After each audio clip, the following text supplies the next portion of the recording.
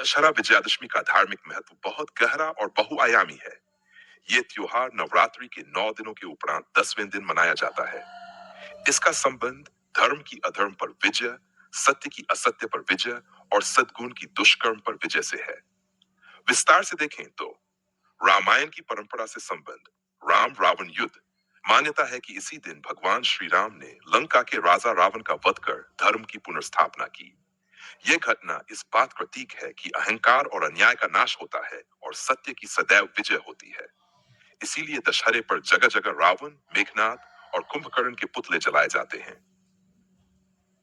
देवी दुर्गा की आराधना से संबंध, महिषासुर वध। देवी दुर्गा ने 9 रातों तक असुरराज महिषासुर से युद्ध किया और दशमी के दिन उसका वध किया। इसलिए इसे विजयादशमी कहा जाता है, यानी देवी की विजय का दिन। नवरात्रि के उपरांत यह दिन शक्ति की पूजा और विजय का पर्व माना जाता है। आयुध पूजन और शस्त्र पूजन।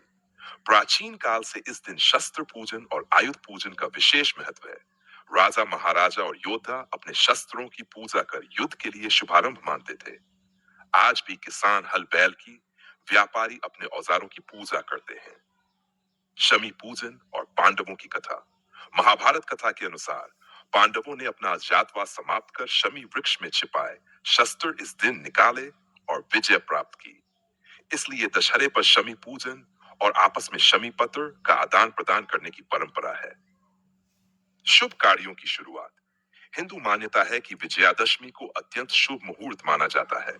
नए कार्य, शिक्षा, व्यापार, गृह प्रवेश आदि शुरू करने के लिए यह दिन सर्वोत्तम है। बच्चों को अक्षर ज्ञान, विद्यारंभ संस्कार कराने की भी परंपरा है। सिक्स, प्रतीकात्मक महत्व।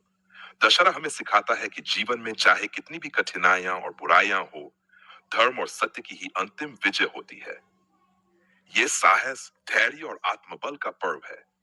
साथ ही ये त्योहार हमें अहंकार और अन्याय का त्याग कर धर्म और सदाचार अपनाने की प्रेरणा देता है। संक्षेप में, दशहरा का धार्मिक महत्व धर्म, सत्य, शक्ति और न्याय की विजय का उत्सव मनाना है।